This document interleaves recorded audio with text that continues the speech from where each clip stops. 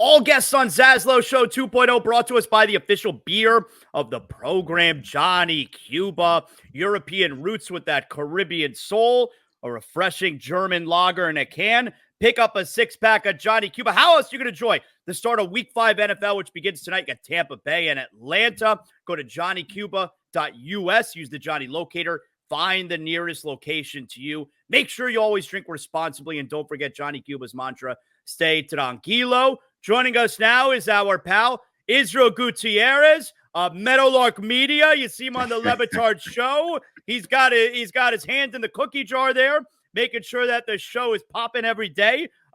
Israel. Crooked hand. Look at that. What's going on there? What's the problem?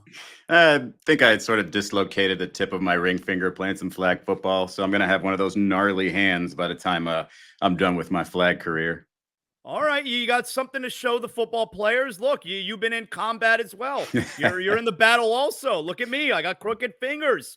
By the way, I think you're breaking news there. I think you're breaking news. Nobody's really asked me where I'm working these days because I haven't been with ESPN since July and starting with Meadowlark now. So I guess this is Jonathan ZASLOW on the breaking news beat.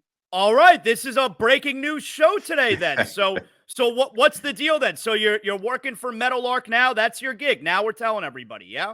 Yeah, let's do it. You can tell everybody if you want a title. No title. Nope, that's not how Meadowlark Media works. I'm here. We'll figure it out. Well, so okay. If I were to ask you now, I'll just ask you now, what do you do for Meadowlark Media? You gotta have a response. So what do you do for Meadowlark Media? Yeah, I do have a response, and the response is that's my information to know, and everybody else is to find out. Okay, all right. Are we going to see you on the actual show more? Yeah, you'll see me on there every once in a while for sure. Okay, all right, very good. In fact, you might even see me on a different show, Oddball, which will be released later today with Amin Al-Hassan and Charlotte Wilder. Oh, okay, very good. And I know they're on Peacock now. Every day, I guess the cock. We're not allowed to say that. We could say it here. They're on the cock every day. All right. Why do you think they hired me, Zaz? It's funny. I miss being able to say to do stuff like that when I used to do my local show on 790, where we could say things like that. You gotta watch it. Where we would say that so and so's playing South Carolina. Yeah, it's the Hurricanes, they're at the Cox, and I could say things like that because that's their name. But I guess I'm not comfortable enough, or maybe I'll never be comfortable enough to go in that direction on ESPN. It's like, you know what? A little bit lower on the totem pole. You're going the opposite direction there. You're going into more of a buttoned up area, and I'm going into a far less buttoned up area. Yeah, I don't think I can make those kinds of jokes anymore. But yes, you and I were on different. Maybe on the McAfee show. Yeah, well, they seem to be able to do whatever they like. That's right. They can say whatever they want. So yes, the Levitard show is on the cock every day from noon to 3, right after the Dan Patrick show. And of course, like you heard Israel there, if you walk up to him and you say, "Hey, what do you do for Meadowlark Media?" He says, "That's for me to know and for you to find out." Like we're 5 years old again. So let's talk about the Dolphins. All right. What a fucking bummer. I mean, like we're right at the beginning of the season, and obviously they've hit rock bottom right now, but all the excitement going into the year, and it took just 6 quarters. It took just the middle of the second game to realize this season is over. I think that night that Tua got hurt again, and of course now we see everything that's ensued, I think it's arguably the worst night in Dolphins history. It's up there. It's up there. I think the one where he went down in Cincinnati, I think was kind of a very scary, in a weird way, it sort of prepared you for this. Like we were almost waiting for this to happen last year with Tua at some point, right? But he just got fortunate and got the whole season there. And so I remember I was watching it. I just happened to have I was at a restaurant, TV on, whatever, and with some friends, but I think because I was distracted by the social setting, it didn't really hit me until later. And that night I was like, man, this is terrible. Because it's not just the Tua thing. It's not just that the Dolphins have been through quarterback after quarterback after quarterback since Marino, have occasionally had a slightest bit of hope and then it just sort of dies on the vine. I think Tua had given them the most hope since. And the part that really drives me sort of up a wall here is the Mike McDaniel angle.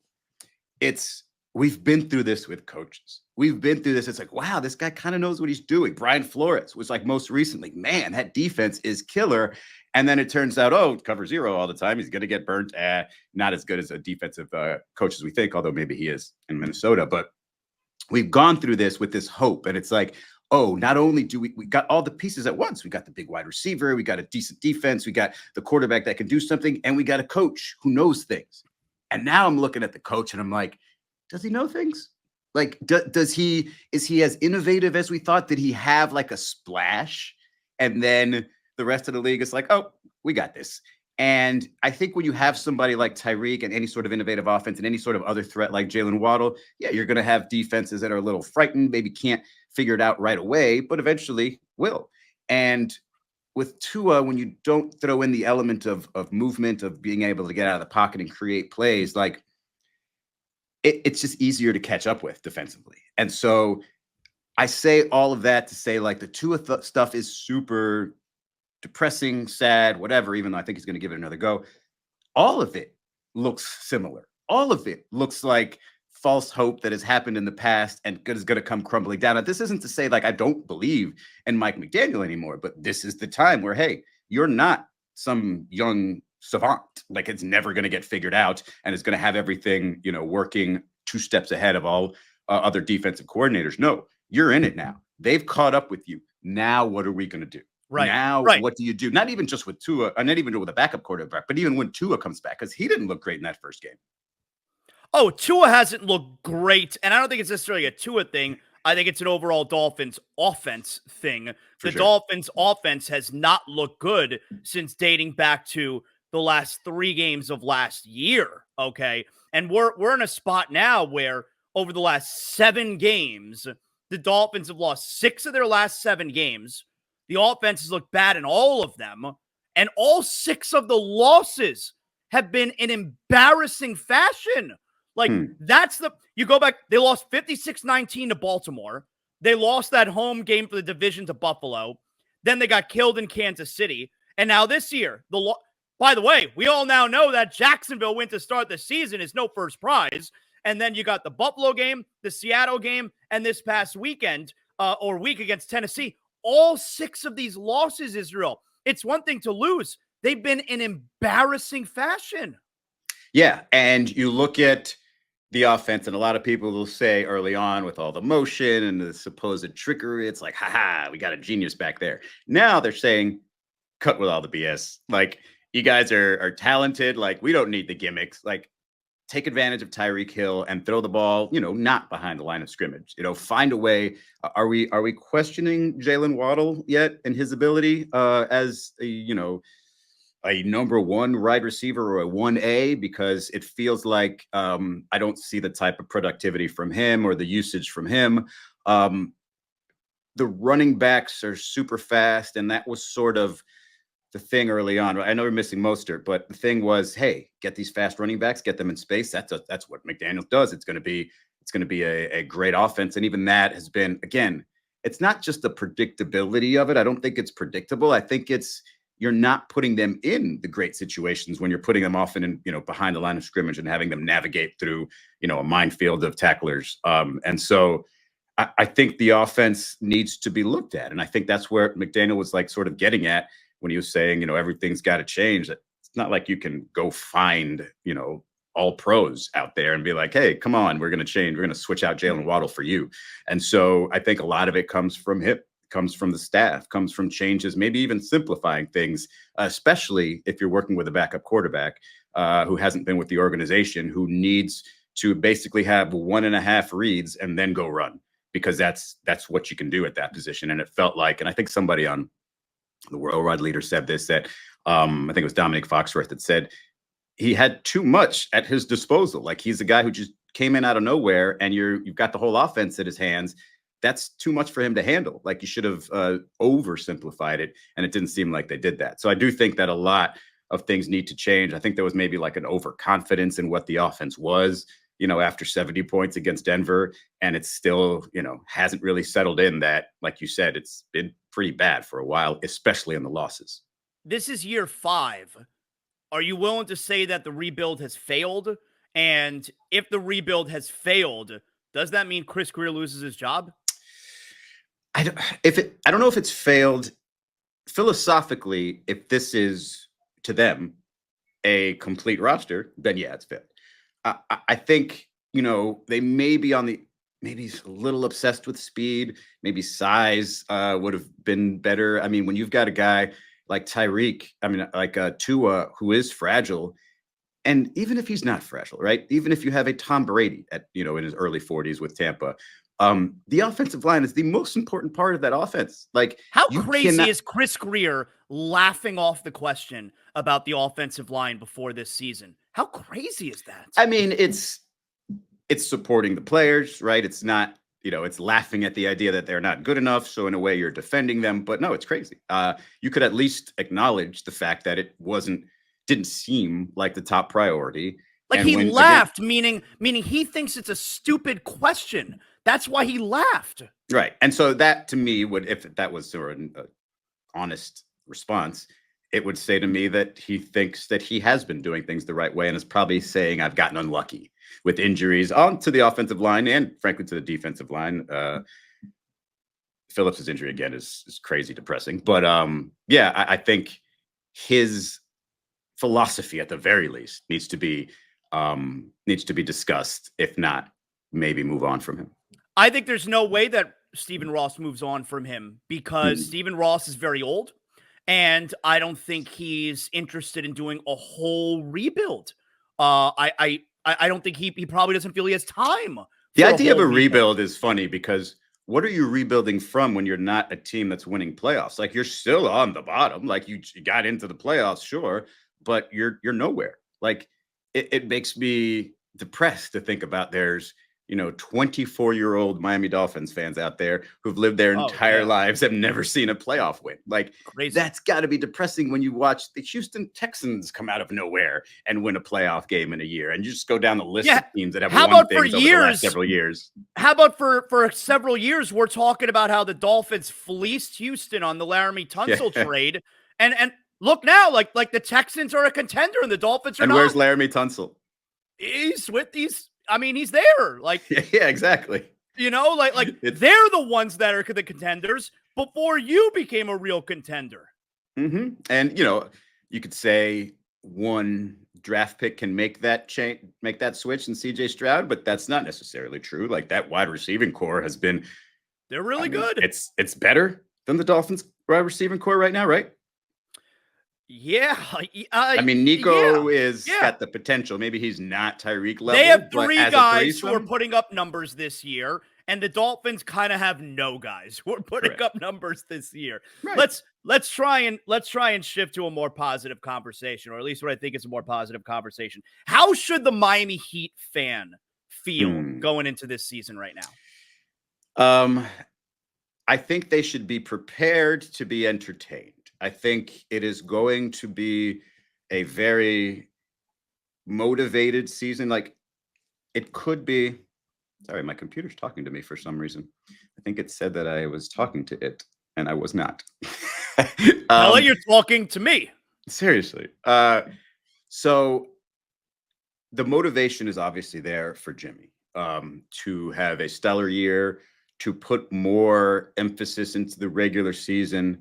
I think when you have, and I tried to make this argument last year, but it didn't really go well, especially because of injuries, or to Jimmy specifically. But the idea that this group has been together, it's a frustration. Oh, we haven't made the change. You got to make that big change and get that big upgrade so we can win a championship with this group. To keep the core together, the advantage is continuity. The advantage is being able to hit the ground running. The advantage is knowing already what the weak spots were and then using the training camp and early season to fix those. And I think more so this year than even last year, they have that continuity going. Last year with Jaime Jaquez Jr., it was such a surprise that he was an impact that you're working him into the offense. Tyler Hero, you're still exactly figuring out his position 1, 2. You know, when the Terry Rozier thing happened, a trade happened, it was another major adjustment. And then again, you throw in all the injuries. It wasn't a year for continuity. This year, you would have to assume that, you know, you're going to get a little bit more out of Jaquez than maybe you expected when you drafted him. You know what Terry Rozier looks like. You know at least what the plan is for Rozier and Hero backcourt. And then you know that Bam has a little bit of relief in Kel'el Ware if, you know, as a rookie, he can, upstairs figure out the league, I guess is the way to put that, early on. And you saw in Summer League, he can at least contribute there. And that's step one, right? If you can dominate in a Summer League game, it's a very good sign that you can be something in the NBA. And I know that I feel like overreactions from, you know, GMs who anonymous GMs who have said that Kel'el Ware, or personnel who have said that Kel'el Ware could be in the running for Rookie of the Year. I think that's a bit much because I don't think he's really ever going to be a starter. But you throw in even a Nikola Jovic, right? Who I think people are going to fall in love with this kid. Are they? Because I don't have a whole lot of I got the bar set pretty low going into this season. I don't just mean for basketball. I do mean basketball. I think he's a very good player. I think he's a classic not classic. He's a new age point forward. Like, is he going to be that? Is he going to be that, like, you know, spot starter where he starts the game in the floor? It's like, all right, if he's having a good game, he'll play a lot. Otherwise, like, he doesn't play a lot. Didn't he do that basically the last third of the season and into the playoffs? I think he made a year 1 to year 2. I think he'll make a leap from 2 to 3. He looks stronger. His legs look really strong. And I think in terms of depth for this team, and again, the continuity and the chemistry, I think it's already there. I think you've got the motivation from Jimmy. I think you've got you never need extra motivation from Spo, but you heard him on media day just setting the narrative. Jimmy needs me. I need Jimmy. We're going to do this. Telling the reporter you sound scared when talking about the Eastern Conference. I thought Spo looked ready to go. I also thought it was a big deal because I talked about this leading up to media day. I thought it was a big deal for Jimmy not showing up with the bullshit, the hair and the earrings and the piercings. Like, let's go, man. You know, and I thought that was kind of a big thing. And at the same time, what also stood out to me was Tyler Hero needs to go back to being a 6 man. Not that there's anything wrong with him as a starter, but it balances out the team. And I liked that Tyler, he was very open about it. Like, just do whatever's best for the team. I thought that was actually funny. I'm glad you bring that up. Like, he got his money. Why wouldn't he just come off the bench if they want him to? What did you make of that? I thought it was just a growth moment, right? Like, even when Tyler was talking about all the other stuff, right? Like, I remember one time he was interviewing him and he was talking to his dad, and his dad was like, he was recalling a conversation with his dad and something that his dad said he didn't really like. And so they got into a little argument, and he said, don't come out here when I'm averaging 20 a game next year. And I was like, yeah, that sounds like what a young kid would say, right? Like, going into your next year, I'm going to average 20 a year or 20 a game. And I was like, all right, he'll get that out of him. I mean, he's talking to his dad, right? How bad is that? And then the next year, or the next time you hear him talking about All-Star and him wanting to make that. And then you hear him talking about how he played before his injury last year, I think at an All-NBA level. And it's like, all right, man, I think where All-NBA players eventually recognize is you can say all you want early on. It's not going to matter. You have to do it. It has to happen, right? You have to either be acknowledged that you're an All-NBA player by others. You have to make an All-Star team. You have to, stay healthy, do all these things. And I think now he just realizes that all those words are empty. They don't mean anything. And in the public eye, I'm going to leave it to Coach Spo, Pat Riley, and everybody else to decide how I am most useful. And I think that's a combination of things. It's a combination of confidence in himself that if you bring me off the bench, I've already proven I can be the best bench player in the league. You want me to do that again? Fine, I'll just do it better. You're not going to keep me off the floor at the end of games because you're going to need my production. If you want to start me, great. Not only have I worked on being a point guard when necessary, but I can work off the ball a ton as well. So you can work with me and Terry that way. And I think knowing that he can fit in any role pretty much what that this team would ask of him, I think it just gives him the confidence to say, yeah, I'll star in that role. And I know this team is deep, but there aren't that many people on this team that are going to outproduce Tyler Hero. And so if he also shows that extra muscle can help him out in the defensive end, can help him, draw a few more fouls. Again, I think he knows that his production will dictate where he plays and how many minutes. And again, that's a growth sign for me of just self-confidence, done with the bullshit, not worried about trade talk, not worried about starting, awards, anything else. Let's just do it because we've gone off the rails a little bit because we lost in the first round. And you believe they because of all this continuity, they better get off to a strong start. Like otherwise, what's the point in the continuity, right? Yeah, I think so. And then, the other element of that is, and Kevin Love talked about this on Media Day, was honest to God, when I saw Kevin Love the other day in front of reporters, I forgot he was on the team. I did. Oh, no, I knew he was still on the team. I forgot. I was glad to see him. I was glad to see him, but I was like, oh, yeah, Kevin Love re-signed. But what he mentioned is when guys come off of a successful Olympics run, how often they have a great year.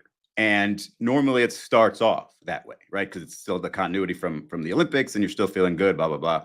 And I think with Bam on this team early on, if they're healthy with weapons all around, we'll feel more like an Olympic experience. It's like he might be playing some 4. He'll probably be shooting the 3. He's got, shooters and offensive players all around him, talented players all around him. So I think he's going to be as comfortable as he's ever been too. So I just think, there's a lot of changes in other parts of the league. I'm scared to death of the Knicks at the end of the season, early on, who knows? I'm scared of the Sixers early in the season, late in the season, not so much because Embiid has a history.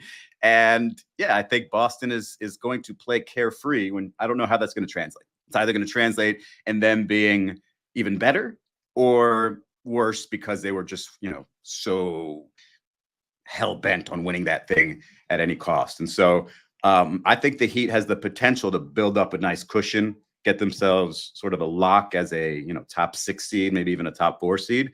And then health will dictate whether they can keep that rolling or not. Lastly here, Israel, I want to ask you about the big trade.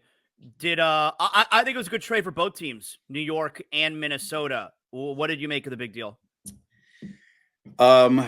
I'm always going to favor the team that got the better player, and the Knicks got the better player. From the Minnesota side, I don't love a pairing of Anthony Edwards and Julius Randle.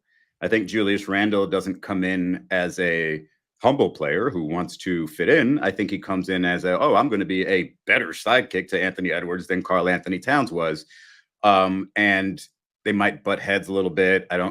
Or they could get along famously. But I think in terms of basketball, I just don't think it's really great. The 3-point shooters don't really spread the floor very well. Anthony Edwards shoots a lot of threes, but not efficiently.